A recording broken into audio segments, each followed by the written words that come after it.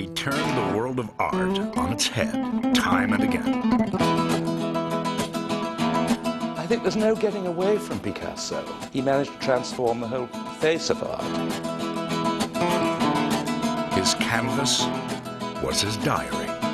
When you are brought up with someone who has such a personality, you really think that's really quite normal.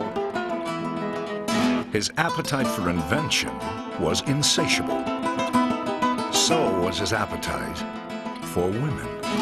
If my husband did to me what my father did to my mother and Dora, I would have killed him. The world has never seen anyone quite like him, and his innovations have yet to be fully understood. The true understanding of Picasso is live with what he did, live with his ugliness, live with his barbaric cruelty upon occasion, and also live with the fabulous generosity of his output, of his work.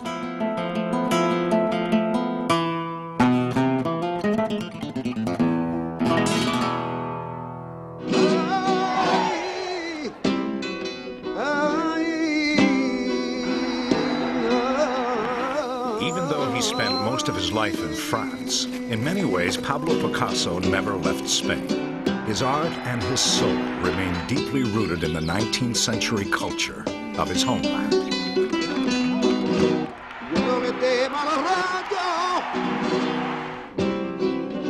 I would say that he was the quintessential Spaniard in his point of view, in his passions, in his fear of death. The heart of southern Spain rests in the region of Andalusia, Picasso's fatherland. It is a place whose very identity is steeped in passion and drama, love and death. In spite of its centuries-old culture, Picasso's birthplace, the city of Malaga, like all of Andalusia, was looked down on as provincial by Spaniards from the north. One must never forget that Picasso was an Andalusian born at the end of the 19th century. I mean, the whole concept of machismo is Andalusian, and he saw himself as a macho guy. Picasso's father, Don José Ruiz, was genteel, a middle-class Andalusian, but no less macho for it. He, like most of his friends, made good use of Malaga's brothels. Pablo's mother, Dona Maria Picasso, was 23 when José proposed to her. But she quickly assumed the role of the strong Spanish matriarch. The two were married in December 1880. 10 months later, on October 25, 1881, Pablo was born. As the oldest child and only son, Pablo was adored, almost worshipped by his mother. She told him he was destined for glory. "If you are a soldier, you will be a general," she told him. "If you are a priest, you will be a pope." That was accepted. As we say here in Spain, he was the niño bonito, a sort of spoiled child, a mama's boy. You must never forget with Picasso that he was brought up in a household of women. His father, at the end of the day, would go to the cafe and spend hours with his buddies.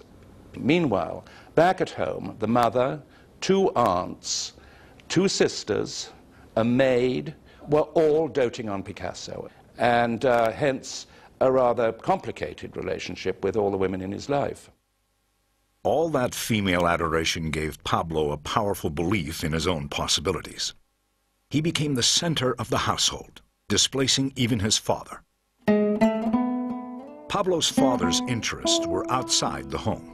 He longed to win fame as an artist, but his talent fell rather short of his dreams. He painted mostly pigeons. He gave art lessons and worked part-time as a curator in Malaga's museum.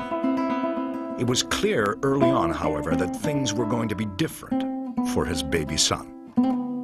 Pablo picked up a pencil and tried to imitate his father before he learned to speak. His mother used to say that the first syllable he pronounced after mama and papa was peas, which meant pencil, because he used to see his father draw and already wanted to do so. This means he already had the instinct.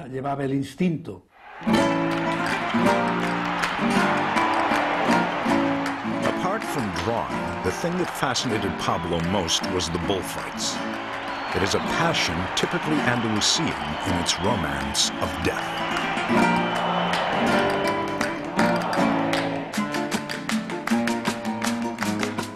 The bloody spectacle made a searing impression on Pablo's young imagination. He was only 8 years old when he began creating scenes of death in the bullring.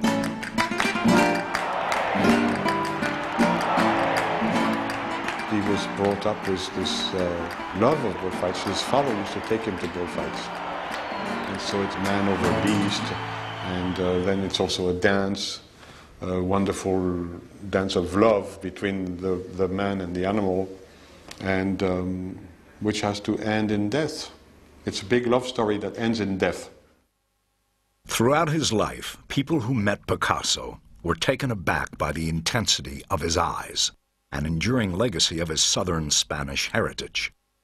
There was this strange Andalusian phrase, it's called mirada fuerte, but what it's about, the strong gaze, to possess an object with his eyes. One of his early friends said they were amazed that Picasso, when he looked at a piece of paper, there was anything left because the eyes were so strong. They sort of, it seemed as if he was going to burn the image off the paper.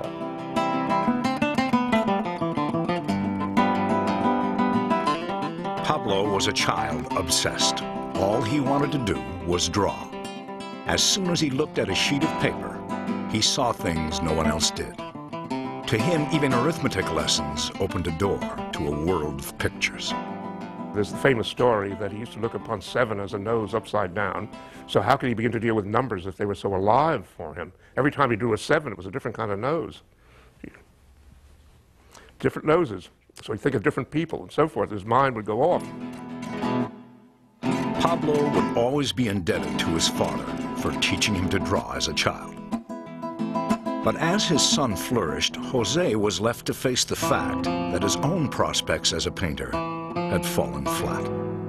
And I always feel that a lot of Picasso's ambition and drive to become the greatest painter in the world came from the fact that he had to exorcise his father's appalling failure.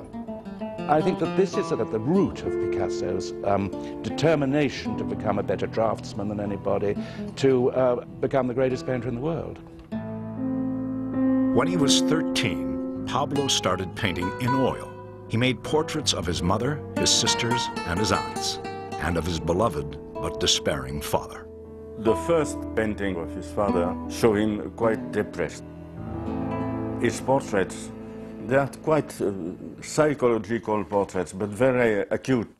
Pablo's first taste of romance came when he was 13. He became smitten with a girl, Ángeles Méndez, and his feelings for her ignited his creativity.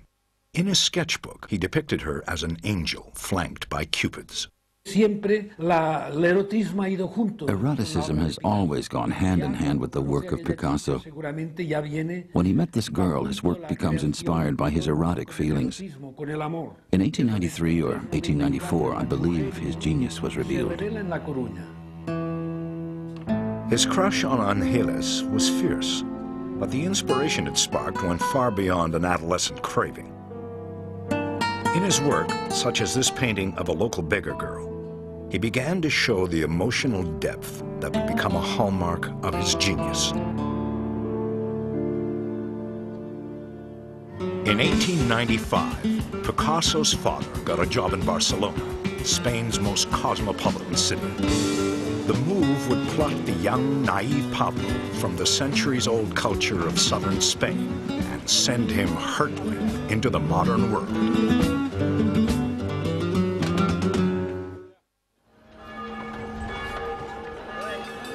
Pablo was 13 in 1895 when his family moved to Barcelona in northern Spain. The city's industrial economy was booming. But the prosperity also brought strikes, riots, and violent protests across the city. For adolescent Pablo, Barcelona was an awakening. His adolescent unrest coincides with the unrest in Barcelona. He arrived in Barcelona at a moment of great upheaval. The sociological and social climate of Barcelona is a springboard for Picasso's nature. Don Jose began teaching at the prestigious School of Fine Arts. He was eager to show off his son's talent. The drawings Pablo submitted in his entrance exam took him straight to the advanced class. For anyone who has spent any time around art schools, what is most remarkable about Picasso's early work is the unhesitating facility with which he applied himself to whatever subjects came his way. It's not something that can be taught.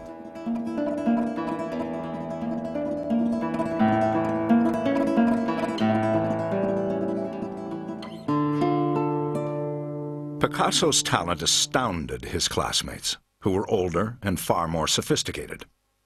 After classes, they introduced Pablo to the cafes where writers and artists gathered. Political talk in Barcelona had begun to turn toward anarchy.